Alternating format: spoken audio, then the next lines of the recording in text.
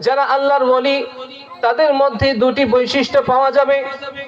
এক নাম্বার হলো তারা প্রকৃত ঈমানদার হবে। দুই নাম্বার হলো তাদের মধ্যে তাকওয়া পরহেজগারিতা থাকবে। তারা আল্লাহকে অন্তর থেকে ভয় করবে। তারা আল্লাহ এবং তার রাসূলকে তাদের নিজের জানের চাইতেও বেশি ভালোবাসবে। এখানে আল্লাহর ওলির দুটি বৈশিষ্ট্য বর্ণনা করা হয়েছে। একটি হচ্ছে ওনারা প্রকৃত ঈমানদার হবেন এবং তারা অন্তর থেকে আল্লাহকে ভয় করবেন। অন্য এক হাদিসের মধ্যে এসেছে আল্লাহর ওলিদের বৈশিষ্ট্য কেমন হবে।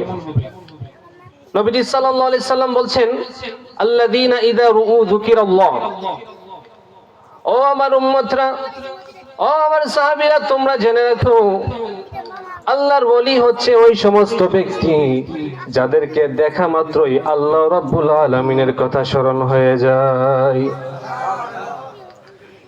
যদি কোনো ব্যক্তিকে দেখলে আপনার আল্লাহর কথা স্মরণ হয়ে যায়, তখন বুঝে নেবেন তিনি একজন আল্লাহর ওলি। আজকে আল্লাহর ওলিদের কারামতকে অস্বীকার করা হয়, আল্লাহর ওলিদের বিরোধিতা করা হয়। অথচ আমরা নামাজের মধ্যে যে সূরা ফাতিহা পাঠ করি, ওই সূরা ফাতিহার মধ্যে কিন্তু আল্লাহর ওলিদের কথা আছে। আওয়াজ দিয়ে বলুন না মারহাবা। হয়তোবা আমরা অনেকেই জানি, অনেকেই জানি না।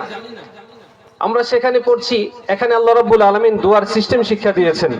আমরা প্রথমেই বলছি আলহামদুলিল্লাহি রাব্বিল আলামিন, আর রহমানির রহিম, মালিকি ইয়াউমিদ্দিন, ইয়াকা না'বুদু ওয়া ইয়াকা নাস্তাঈন। এতটুকু পর্যন্ত আমরা আল্লাহর গুণগান বর্ণনা করছি। এই সূরাকে সূরাতুদ দোয়া বলা হয়ে থাকে।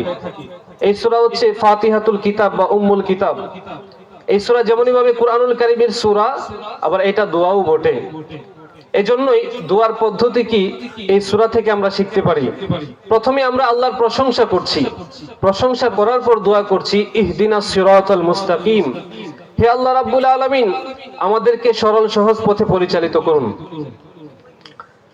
তারপর আল্লাহ তাআলা বলছেন কি সিরাতাল্লাযীনা আন'আমতা আলাইহিম, হে আল্লাহ রাব্বুল আলামিন আমাদেরকে ওই সমস্ত ব্যক্তিদের পথে পরিচালিত করুন যাদের পথে আপনি নিজে নিয়ামত দান করেছেন। বলেন না সুবহানাল্লাহ। আল্লাহ রাব্বুল আলামিন কাদের প্রতি নিয়ামত দান করেছেন, এই আয়াতে কারিমার তাফসীর অন্য এক আয়াতে কারিমার মধ্যে উল্লেখ রয়েছে।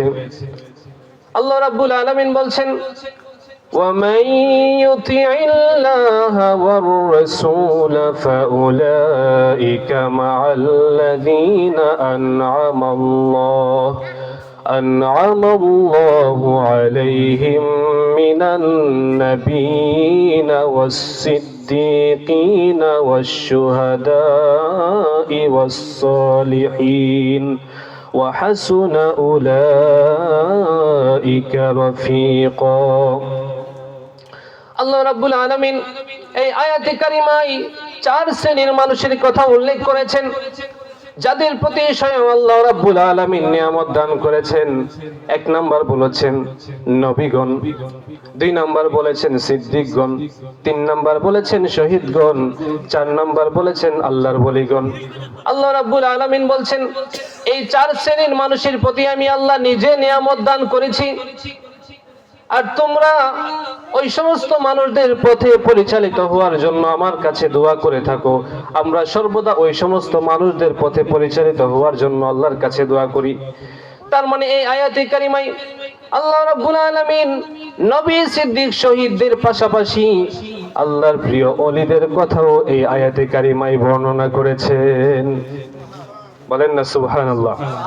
তাহলে আল্লাহর ওলিদের কথা কি কোরআনে আছে নাকি নাই? আওয়াজ দিয়ে বলুন না, আছে নাকি নাই? কোরআনের মধ্যে আছে, এবং আমরা এটা নিয়মিত দোয়া করি যে হে আল্লাহ আমাদেরকে তাদের প্রতি পরিচালিত করুন। এজন্য ইমাম মালিক রাহমাতুল্লাহি আলাইহি বলেছেন, মান তাফাক্কাহা ওয়া লাম ইয়াতাসাওয়াফ ফাকাদ তাফাসসাকা ওয়া মান তাসাওয়াফা ওয়া লাম ইয়াতাফাক্কাহ ফাকাদ তাজান্দাকা ওয়া মান জামা বাইনাহুমা ফাকাদ তাহাক্কাকা। ইমাম মালিক রাহমাতুল্লাহি আলাইহি বলছেন, যে ব্যক্তি শুধুমাত্র ইলমে ফিকহ অর্জন করলো, ইলমে দ্বীনের গভীর জ্ঞান অর্জন করলো, কিন্তু ইলমে তাসাউফ অর্জন করলো না, ইলমে তরিকত অর্জন করলো না, সে ব্যক্তি ফাসিক হয়ে গেল। আর যেই ব্যক্তি ইলমে তাসাউফ অর্জন করলো, তরিকতের জ্ঞান অর্জন করলো, কিন্তু ইলমে ফিকহ অর্জন করলো না, শরীয়তের গভীর জ্ঞান অর্জন করলো না, ওই ব্যক্তি যেন জিন্দিক হয়ে গেল। আর যেই ব্যক্তি শরীয়ত এবং তরিকত এই দুই প্রকার ইলমের মধ্যে সমন্বয় সাধন করবে, ওই ব্যক্তি ফাকাত তাহাক্কাকা, ওই ব্যক্তি প্রকৃত মুহাক্কিকে পরিণত হয়ে যাবে।